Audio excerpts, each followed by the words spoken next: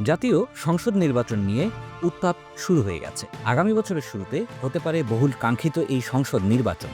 সারা দেশের মধ্যে রাজধানী ঢাকার আসনগুলোর দিকে থাকে বাড়তি নজর। আগামী নির্বাচন নিয়ে বিভিন্ন জরিপে বিএনপি এগিয়ে আছে।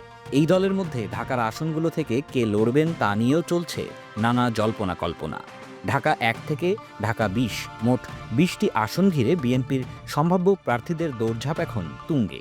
যদিও দল এখনও আনুষ্ঠানিক মনোনয়ন তালিকা প্রকাশ করেনি, তবু সম্ভাব্য প্রার্থীরা এলাকায় জনসংযোগ, গণসংলাপ এবং শীর্ষ নেতৃত্বের সঙ্গে যোগাযোগে ব্যস্ত সময় কাটাচ্ছেন। দলীয় হাইকমান্ডও তাদের কার্যক্রম নিবিড়ভাবে পর্যবেক্ষণ করছে।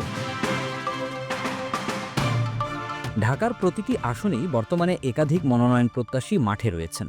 কোথাও আবার একই পরিবারের একাধিক সদস্য একই আসনে প্রার্থী হওয়ার আগ্রহ প্রকাশ করেছেন। আবার কিছু আসনে শক্তিশালী একক প্রার্থীর অবস্থানও দৃশ্যমান। রাজনৈতিক তৎপরতার পাশাপাশি অতীতের আন্দোলন সংগ্রামে অবদান, সাংগঠনিক কার্যক্রমে সক্রিয়তা, জনসমর্থন, গ্রহণযোগ্যতা এবং ক্লিন ইমেজ সবকিছুই হাইকমান্ডের বিবেচনায় থাকবে বলে জানা গেছে। শিক্ষাগত যোগ্যতাও দেখা হবে, তবে সেটি একমাত্র শর্ত নয়, বরং রাজনৈতিক মেধা ও জনগণের সঙ্গে সম্পর্ককে বেশি গুরুত্ব দেওয়া হবে। ঢাকা ১ আসনে দোহার ও নবাবগঞ্জের ভোটারদের মন জয় করতে মাঠে নেমেছেন ঢাকা জেলা বিএনপি সভাপতি খন্দকার আবু আশফাক এবং প্রয়াত নেতা আব্দুল মান্নানের মেয়ে ব্যারিস্টার মেহনাজ মান্নান। ঢাকা ২ আসনে কেরানীগঞ্জ ও সাভারের কিছু অংশ জুড়ে লড়াইয়ে রয়েছেন বিএনপি চেয়ারপারসনের উপদেষ্টা আমানুল্লাহ আমান, তার ছেলে ইরফান ইবনে আমান এবং কেন্দ্রীয় যুবদলের সিনিয়র সহসভাপতি রেজাউল করিম পল। কেরানীগঞ্জের ৫ ইউনিয়ন নিয়ে গঠিত ঢাকা ৩ আসনে দলের স্থায়ী কমিটির সদস্য গয়েশ্বর চন্দ্র রায় এবং তার পুত্রবধূ জেলা বিএনপি সাধারণ সম্পাদক নিপুণ রায় চৌধুরী মনোনয়নের জন্য তৎপর। দক্ষিণ সিটির শ্যামপুর ও আশপাশের ওয়ার্ডসমূহ নিয়ে গঠিত ঢাকা ৪ আসনে আলোচনায় আছেন তানভীর আহমেদ রবিন। ঢাকা ৫ আসনে গোপীবাগ ও খিলগাঁওয়ের অংশবিশেষে প্রভাব বিস্তারে ব্যস্ত রয়েছেন নবিউল্লাহ নবী ও কেন্দ্রীয় বাণিজ্য সম্পাদক সালাউদ্দিন আহমেদ। পুরান ঢাকার ওয়ারী, সূত্রাপুর এবং বংশাল এলাকায় গঠিত ঢাকা ৬ আসনে সাবেক মেয়র প্রার্থী ইশরাক হোসেন এবং মহানগর দক্ষিণ বিএনপির সাবেক সাধারণ সম্পাদক কাজী আবুল বাশার মনোনয়নের জন্য প্রতিদ্বন্দ্বিতা করছেন। লালবাগ, চকবাজার ও ধানমন্ডির অংশবিশেষ নিয়ে গঠিত ঢাকা ৭ আসনে হামিদুর রহমান হামিদ, মীর নেওয়াজ আলী, প্রয়াত পিন্টুর স্ত্রী নাসিমা আক্তার কল্পনা এবং ইসাক সরকার সক্রিয় রয়েছেন। রমনা, শাহবাগ, মতিঝিল সহ ঢাকার প্রশাসনিক কেন্দ্র নিয়ে গঠিত ঢাকা ৮ এবং সবুজবাগ খিলগাঁও কেন্দ্রিক ঢাকা ৯, এই ২ আসনেই আলোচনায় রয়েছেন বিএনপির স্থায়ী কমিটির সদস্য মির্জা আব্বাস, মহিলা দলের সভাপতি আফরোজা আব্বাস, যুগ্ম মহাসচিব হাবিবুন নবী সোহেল ও হাবিবুর রশিদ হাবিব। ধানমন্ডি, কলাবাগান ও নিউ মার্কেট এলাকা জুড়ে ঢাকা ১০ আসনে আন্তর্জাতিক বিষয়ক সম্পাদক নাসিরুদ্দিন আহমেদ অসীম, শেখ রবিউল ইসলাম রবি এবং বিএনপি ভারপ্রাপ্ত চেয়ারম্যানের শ্যালিকা শাহিনা জামান বিন্দু সম্ভাব্য প্রার্থী। বাড্ডা, রামপুরা, ভাটারা নিয়ে গঠিত ঢাকা ১১ আসনে সাবেক মহানগর উত্তর সভাপতি এম এ কাইয়ুম এবং তার স্ত্রী আলোচনায়।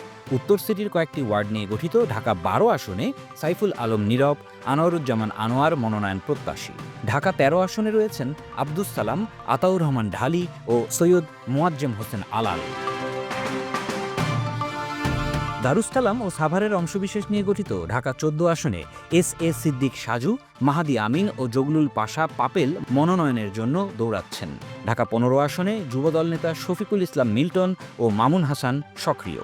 ঢাকা ১৬ আসনে দীর্ঘদিনের ত্যাগী নেতা আমিনুল হককে প্রায় নিশ্চিত প্রার্থী হিসেবে ধরা হচ্ছে।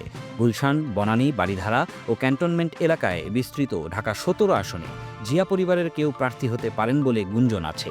একই সঙ্গে কামাল জামান মোল্লাও আলোচনায় আছেন। উত্তর সিটির একাধিক ওয়ার্ড নিয়ে গঠিত ১৮ আসনে এস এম জাহাঙ্গীর হোসেন, কফিল উদ্দিন আহমেদ ও মোস্তফা জামান তৎপর। সাভার উপজেলা জুড়ে ঢাকা ১৯ আসনে ডাক্তার দেওয়ান সালাউদ্দিন বাবু, ব্যবসায়ী মোহাম্মদ হানিফ প্রচারণায় আছেন। আর ধামরাই উপজেলা ভিত্তিক ঢাকা ২০ আসনে মহিলা দলের সাধারণ সম্পাদক সুলতানা আহমেদ, যুবদল নেতা তমিজ উদ্দিন ও তরুণ নেতা ইয়াসিন ফেরদৌস মোরাদ মনোনয়ন পেতে চান। দলীয় একাধিক মনোনয়ন প্রত্যাশী জানিয়েছেন, বিএনপির মতো বড় দলে প্রতিদ্বন্দ্বিতা স্বাভাবিক। মনোনয়ন পাওয়া বা না পাওয়া তাদের কাছে মুখ্য বিষয় নয়, বরং দলের জন্য কাজ করাই মূল লক্ষ্য। অন্যদিকে হাইকমান্ডের ঘনিষ্ঠ সূত্র বলছে, চূড়ান্ত প্রার্থী নির্ধারণের ক্ষেত্রে জোট সমন্বয় ও আসন ভাগাভাগির বিষয়টিও গুরুত্বপূর্ণ ভূমিকা রাখবে। ঢাকার হেভিওয়েট আসনগুলোতে প্রার্থীদের এই তৎপরতা রাজধানীর নির্বাচনী মাঠে আগাম উত্তাপ ছড়িয়ে দিয়েছে।